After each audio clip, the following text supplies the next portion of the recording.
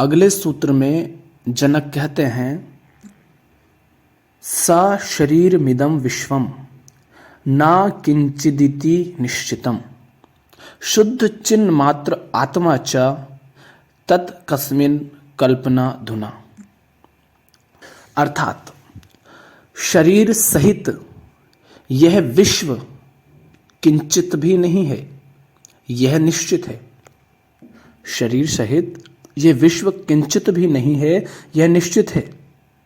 शुद्ध चिन्ह मात्र आत्मा च, आत्मा शुद्ध है, चैतन्य मात्र है और केवल उसी का अस्तित्व है। तत् कस्मिन कल्पना धुना, अर्थात तो फिर इस शरीर और विश्व की कल्पना कौन करता है, किसमें इसकी कल्पना होती है। जनक कह रहे हैं कि शरीर को जब हम सत्य मान लेते हैं तो इसके कारण ये सारा संसार भी सत्य ही हम मान लेते हैं। शरीर क्या है? यंत्र है। अब आप किसी शराबी से पूछे सामने क्या दिखाई दे रहा है, और किसी ऐसे व्यक्ति से पूछे जिसने शराब नहीं पी हो, जो थोड़ा होश में हो, तो उसे क्या दिखाई दे रहा है? दोनों को अलग अलग दिखाई दे रहा है। अब यदि यंत्र ही गड़बड़ है जिससे देखा जा रहा है, तो उससे जो देखा जा रहा है वो सत्य कैसे हो जाएगा? तो संसार है, इसके लिए शरीर का सत्य होना, संसार सत्य है, इसके लिए शरीर का सत्य होना आवश्यक है। पर चूंकि शरीर भी सत्य नहीं है, शरीर भी अनित्य है, अभी राख हो जाएगा, बहुत समय नहीं लगेगा, तो फिर कैसे कह दें कि ये विश्व, ये शरीर सत्य है? फिर ये दिखाई क्यों पड़ता है? इसी को अज्ञान कहते हैं, इसी को बेहोशी कहते हैं, इसी को माया कहते हैं।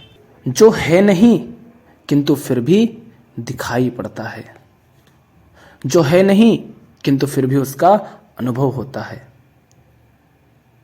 किंतु जिसे अनुभव हो रहा है, उसे मन कहो या अहम, वह अपने होने के लिए शरीर पर निर्भर है। और जब शरीर ही सत्य नहीं है तो जो शरीर पर निर्भर है वो कैसे सत्य होगा?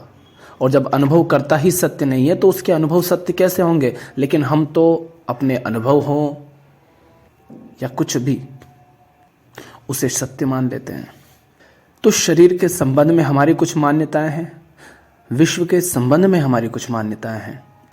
तो ये शरीर और विश्व हमारे लिए जो कुछ भी है, शरीर और विश्व हमारे लिए जो कुछ भी है, वह हमारी केवल मान्यता भर है। और मान्यताएं सत्य नहीं होती। और सत्य क्या होता है, असत्य क्या होता है, इसकी कई बार हम बातें कर चुके हैं।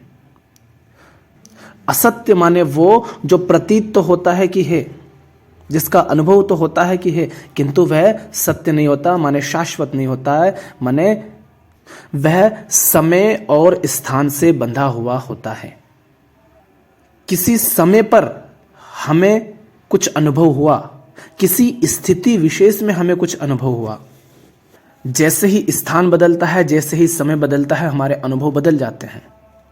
एक उम्र थी तब कुछ और अनुभव होते थे, तब कुछ और हम इस शरीर और विश्व के बारे में मान्यता रखते थे, और अभी समय बदला,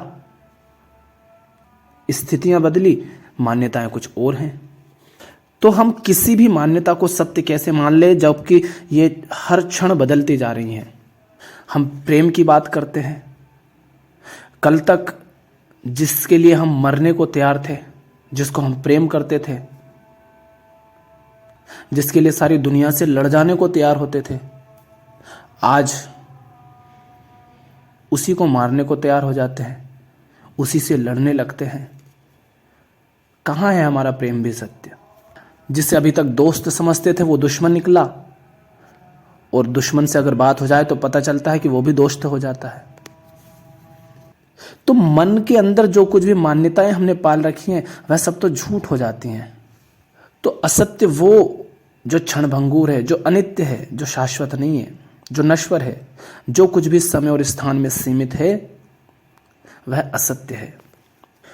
हो सकता है कि तुम 100 साल जियो, हो सकता है कि पृथ्वी को अस्तित्व में आए सैकड़ों हजारों वर्ष, हजारों करोड़ वर्ष हो चुके हों, पर ये सैकड़ों वर्ष या करोड़ों वर्ष ये भी तो एक संख्या ही है ना, और जिसे संख्या में नापा जा सकता है वो सीमित है। तो ये समय भी एक दिन खत्म हो जाएगा। अनंत तो नहीं है ना, असीम तो नहीं है, तो इसीलिए ये सीमित है, और जो सीमित होता है वो सत्य नहीं होता है। और सत्य वह जो असीम हो, जो समय से परे हो। समय के होने ना होने से उसका कोई संबंध नहीं, उसका होना शाश्वत होता है, स्थान से कोई अंतर नहीं पड़ता, वह सत्य है।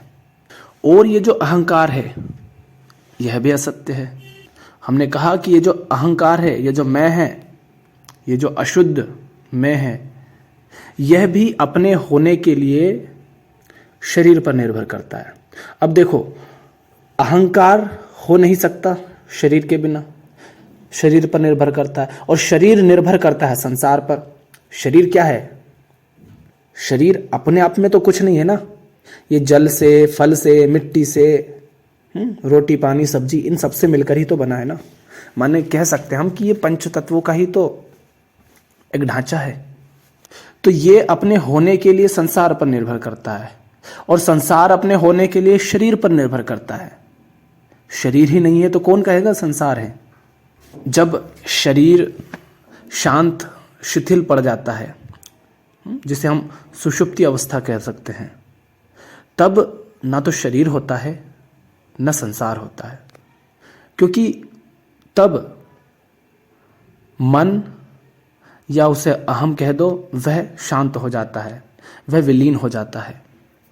क्यों? क्योंकि शरीर शांत हो गया। शरीर शांत है तब तक अहंकार भी नहीं होगा, चित्त में कोई हलचल नहीं है। और शरीर हम कहते हैं, हम समझते हैं, हम जानते हैं कि ये प्रकृति ही है, प्रकृति से अलग कुछ नहीं है ये। और प्रकृति में बंधी बंधाई क्रियाएं चलती है। जैसे ऐसे कह सकते हो कि रात होती है तो सारे पेड़ पौधे फूल शांत हो जाते हैं, जैसे कह सकते हैं सो जाते हैं, और जैसे ही सूर्य की किरणें उस पर गिरती हैं वो फिर जाग जाते हैं, और जागने के कारण क्रियाएं शुरू हो जाती हैं।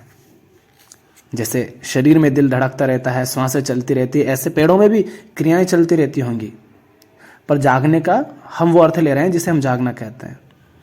तो जैसे ही क्रिया चालू होती है तो वो सारी गतिविधि फिर चालू हो जाती है। ऐसे ही शरीर जब शांत हो जाता है तब इसमें जो मैं भाव खड़ा हो गया था, जो अहंकार खड़ा हो गया था, वह शांत हो जाता है। तब न शरीर होता है न संसार होता है। और जैसे ही शरीर, चित्त, मन ये सब सक्रिय होते हैं, स्मृति की लहरें उठती हैं, वैसे ही संसार का भी अस्तित्व आ जाता है। यानी चेतना की स्थिति बदलते ही संसार और शरीर, चेतना की एक स्थिति होती है, उसी में अनुभव होता है। स्वप्न अवस्था में संसार और शरीर के अनुभव बदल जाते हैं, सुषुप्ति में और बदल जाते हैं, मृत्यु को भी एक अवस्था कह सकते हैं, उसमें भी बदल जाते हैं। तो ये सब चेतना की एक स्थिति मात्र है जिसमें हमें संसार का, शरीर का अनुभव होता है। जैसे स्वप्न में ये स्थूल शरीर नहीं होता है, ये स्थूल संसार नहीं होता है, किंतु जब तक स्वप्न होता है तब तक वो उसमें जो कुछ भी होता है वही हमारे लिए सत्य होता है। पर वह तो छवि मात्र है अगर अभी जागृत अवस्था में उसकी बात हम करें तो, किंतु जब तक जागे नहीं थे तब तक वही सत्य था। तो जनक कह रहे हैं कि संसार है, शरीर है, ये कह कौन रहा है? ये तुम कह रहे हो, माने अहंकार कह रहा है, जिसको अपने होने का भ्रम हो गया है। उसी को लगता है कि संसार है, उसी को लगता है कि सामने झुन्नू लाल खड़ा है, मुन्नू लाल खड़ा है। क्यों? तुम्हारे अतिरिक्त कोई और है ही नहीं जो ये कहता हो कि संसार है। तुम ही कहते हो कि संसार है। कोई दूसरा अगर तुमसे कहता है कि संसार हाँ है, तो तुम हो, तुम कहते हो संसार है, तुम्हारे सामने कोई खड़ा हो जाए, मान लो मैं खड़ा हो गया और मैं कहूं संसार है, तो मैं हूं इसका प्रमाण भी तो तुम ही हो ना। तुम ही तो कह रहे हो ना कि मैं भी हूं। कुछ है या कुछ नहीं है, ऐसा कहने के लिए उसमें तुम्हारा शामिल होना आवश्यक होता है। और तुम जो हो अहंकार, वह झूठ हो, माने वो है नहीं पर ये लगता है कि है। कुछ नहीं है शरीर के अंदर। शरीर अभी टूट फूट होगा, झड़ेगा, राख हो जाएगा, इसके अंदर कुछ नहीं बैठा है। बस इस शरीर के होने मात्र से एक अहंकार पैदा हो जाता है, उसको लगता है कि सब कुछ है। इसीलिए कुछ है या नहीं है ऐसा कहने के लिए उसमें तुम्हारा शामिल होना आवश्यक होता है। मान लो 10 घंटे तक चर्चा चली, लेकिन तुम किसी भी तरह से उस चर्चा में शामिल ही नहीं थे, तो चर्चा का निष्कर्ष चाहे कुछ भी रहा हो, चाहे निष्कर्ष रहा हो कि विश्व और शरीर है, चाहे निष्कर्ष रहा हो कि विश्व और शरीर नहीं है, पर तुम्हारे लिए तो वे चर्चा हुई ही नहीं। क्यों? क्योंकि तुम उसमें शामिल ही नहीं थे। अभी ये जो शब्द तुम्हें सुनाई दे रहे हैं, इसके भी प्रमाण केवल तुम हो, और तुम माने अहंकार ये झूठा है। तो इसके सारे प्रमाण, सारे अनुभव सब झूठ हैं, सब असत्य हैं। सत्य मात्र आत्मा है, वह जो चैतन्य है, शुद्ध है। हमारे सारे अनुभव, हमें जो दिखाई देता है, जो सुनाई देता है, वो तो शरीर का, इंद्रियों का, मन का खेल है। पर इन सब में तो कुछ भी गड़बड़ हो सकती है। तो इन पर कैसे भरोसा करें कि इनके जो अनुभव है, इन्होंने जो देखा, जो सुना, वो सत्य है। आंखों पे चश्मा लगा हो तो कुछ और दिखाई देता है, और चश्मा उतार दो तो कुछ और दिखाई देता है। शायद कुछ दिखाई ना दे, थोड़ी दूर का दिखाई देता है, आगे का दिखाई ही नहीं देता है। तो शरीर सत्य नहीं है। अभी ऐसा दिख रहा है लुचुर पुचुर होगा और राख हो जाएगा। इस पृथ्वी को हम अपनी दुनिया कह देते हैं। अभी कोई उल्का पिंड आएगा, सब चकनाचूर हो जाएगा, कुछ नहीं बचेगा। और एक संसार है हमारा मन का, वो सब हमारी मान्यताएं हैं, हमारे निष्कर्ष हैं, हमारे विश्वास हैं। वो सब हमारे विश्वास है, हमारे निष्कर्ष, हमारी मान्यताएं हैं। इसलिए हमको लगता है कि ऐसा है, क्योंकि उन्हीं से तो हमारा मैं जुड़ा हुआ है। और थोड़ी सी चोट लगती है सिर पे और व्यक्ति की याददाश्त खो जाती है, कोमा में चला जाता है और लाश की तरह पड़ा रहता है। कहाँ गया संसार का सारा सत्य? और इन सब का निष्कर्ष बस इतना है कि जब हम इनको सत्य मान लेते हैं, तो इनके आधार पर बहुत सारे ऐसे निर्णय लेते हैं जिनके कारण व्यर्थ ही दुख भोगते हैं।